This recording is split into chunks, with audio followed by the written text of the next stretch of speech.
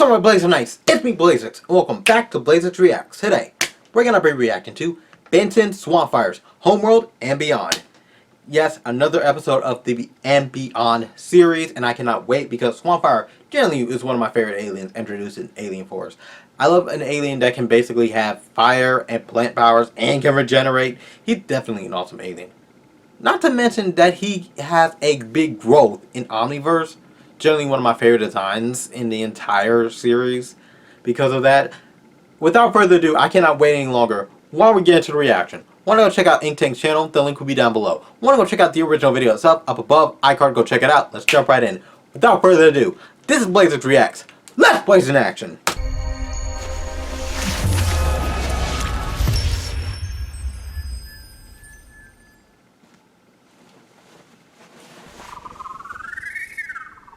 Good evening, extranet and multi-dimensional travelers. Welcome back to And Beyond, where we plunge into the void and explore our ever-expanding multiverse. I am your host, the R300, Orion IT Systems Model V04. But you can call me Horace. Hey Horace, how's it going? Today we'll be continuing our series of extraterrestrial exploration on the pungent planet of Methanos. Swampfire! Please keep all appendages inside the portal at all times, and please refrain from stopping to smell the roses. I am not equipped with barf bags. Wait, don't open the door. Open it now. No, don't you. No! And Beyond.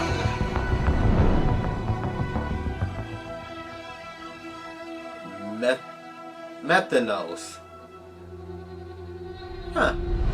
Methanos, one of the most toxic planets in its system. On the surface appears to be nothing but a series of swamp and marshlands thanks to an overabundance of liquid methane permeated throughout the planet's crust from countless underground deposits that, at times, can escape, causing large geysers of fire. And, thanks to it being so close to the sun of its system, this methane is constantly evaporated and mixed into the air, creating a thick, warm, and muggy atmosphere, being a whopping 52% methane, making it unbreathable for most carbon-based life. But that doesn't mean that life hasn't found a way. I see what you did there. The planet has a various array of sentient flora, most of which are cannibalistic. And through this cycle of vicious vegetarians, there are two in particular that have grown to be the dominant inhabitants. The first of which are the Methanosians, bipedal stalk-based plant creatures standing between 6 and 9 feet, evolving from various carnivorous plants found commonly around the planet. Methanosians come with an array of petal patterns, colors, and abilities. As a result of growing in such a saturated environment, their bodies are soaked in methane and have learned to generate it. As they age, they learn how to pool the methane to various pores in their bodies and ignite it, giving them the ability to create fire. That's how you can create fire. I didn't know this. Plants, fire creates many, many accidents. Forest fires! Because they also come equipped with a quick form of regeneration, so quick that they can actually reattach severed limbs. The lifespan of a common Methanosian is about 300 Earth years, though much of its growth will take place in the first 18th of that time. Wow. When born, they start in their pod form, resembling a seed with a long prehensile stem. As they grow and begin to feed on other sources outside of their own chlorophyll, they more than double in size and mass. Their seeds will darken and start to sprout. This is their budding form. They continue this process and quickly enter their bloomed form, becoming an additional 0.75% larger with their seed and sprouts fully bloomed and their methane pores fully opened and ignited at all times. Toward the end of their life cycles, the roots and vines that make up their bodies will start to harden and become stiff like wood. They can still move, just much slower. Over time, needing to root themselves to the ground to stay upright. Most Methanosian villages will have clusters of large dead trees acting as a barrier. It is said that these trees are the elderly that have passed away, keeping watch over the younger generations, making sure not to wander into the bogs. Stay in school, kiddies! I wonder if that's based off of Ultimate Swampfire, because he's basically just wood at that point. Thanks to their biological advantages, the Methanosians have no established predator and have claimed the world for their own. In fact, they themselves feed on various less fortunate flora that can't live the same unrooted lifestyle.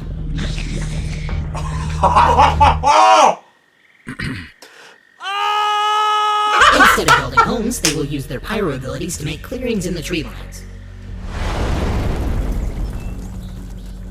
Then they will root themselves for the night so they can absorb as much direct sunlight as possible when the sun rises. They spend their days hunting, but they're not going after any old branch or leaves. The sentient flora of Methanos possess a special form of chlorophyll called xylophyll. This is what makes them sentient and differs them from any other trees or weeds in their biome. However, most of these species are not intelligent like the Methanosians, being more associated with wild animals. Methanosians go after sentient flora because the more xylophyll they consume, the faster they grow. And, despite the smell, it's apparently delicious. To them, the only thing tastier than a roasted vine or peregrine is a local delicacy they call the xyl fruit. A large round fruit filled to the brim with xylophyll. They are extremely hard to find, but when found, are no trouble to acquire because there is nothing to hunt. They appear randomly, and most Methanosians never question it. They're so happy when they find a fruit, most consume it in one bite. As for the origin of the fruit, we'll have to visit the home of the only other intelligent species on Methanos, the Zolbogs.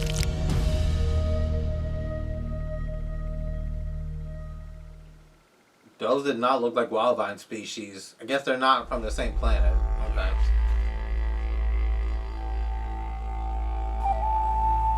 Welcome to the Zolbogs, home of the Zolbrine. An evolved form of pond scum varying in size, the Zolbrine are made up of a series of porous organs that generate methanol algae. The bulbous organs located throughout their body are the powerhouse of their algae generation. Without them, the Zolbrine are hopelessly stuck in their bogs due to their water dependency. They use the algae to create host bodies that they can manipulate into different forms and shapes. With these saturated host bodies, they keep themselves hydrated for hours, giving them ample time out of water to find prey, because like the Methanosians, the Zolbrines are hunters, bringing any and all prey they find back to their boiling bog, where it is promptly drowned to death and left stewing until sunset. At night, the Zolbrine shed their hosts and return to the bog, where they spend hours absorbing the nutrients from their prey. Stewing the prey in liquid methane for hours results in a pure liquid form of xylophyll. Xylophyll, when digested by the Zolbrine, create the secretion that makes up the algae organs. So, no food, no algae. Their fear of starvation has even pushed them to hunting bigger game. There have been multiple recorded events of Zolbrine capturing young Methanosians and holding them captive for months at a time, using their regenerative abilities as a solid source of nutrients for the bog. Not many are known to have escaped. What? Oh my gosh! What the heck? Thanks to their methane-soaked cells, they also have an array of abilities. As stated before, they can manipulate their host bodies at will, stretching and squashing, as well as expanding their mass, making them larger. They're also able to remove the bulbous organs from their bodies and use them as a natural bomb. When removed, the thick, sticky membrane of the organ can adhere and merge into objects, and after a short amount of time, detonate.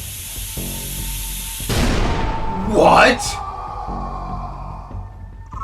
The Zolbrine must be careful. The less organs species? they have, the less algae they can generate, resulting in less time for their host. A situation like this is deadly for a Zolbrine, so many know not to use this ability unless absolutely necessary.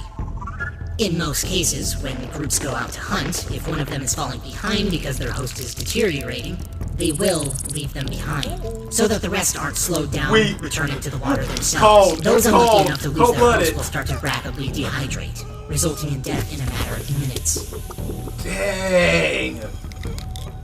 Cold-blooded! When dehydrated, the algae organ will shrivel and its membrane will thicken into a dark red skin as a result of the raw xylophyll being exposed to the air. The Zolbrine's body will have withered away about an hour after dehydration. So their body is unfortunate for him, but very fortunate for a wandering, hungry Methanosian. And thus is the origin of the xyl fruit. So they're basically just eating the leftovers from a dead body of their other species. A world of vicious vegetarians indeed. You could say they both got their just desserts. Horrible. Horrible. Methanos, a tough world to live in for sure, but thankfully, we were just visiting. Make sure to plunge back into the void sometime and join me on another extra-dimensional exploration. This is Horace, signing out.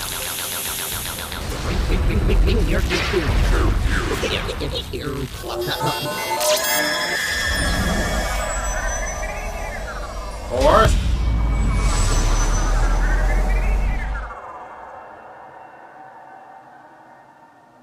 To be continued! This is not One Piece. Fire!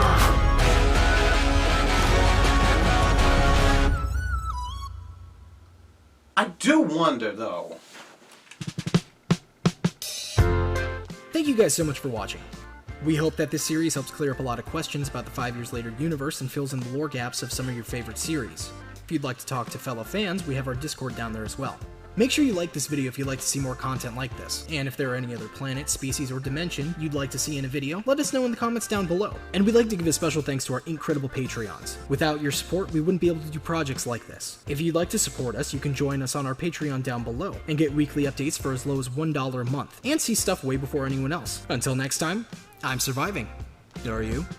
Peace.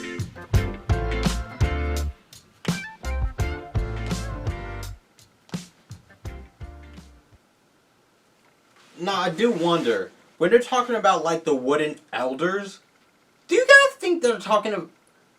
that also include Ultimate Swampfire? Because his body is basically a wooden post with a blob on it.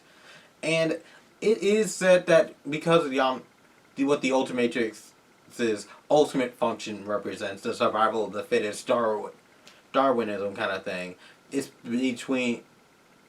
it advances Swampfire through a world where it's at war with itself, trying to survival of the fittest.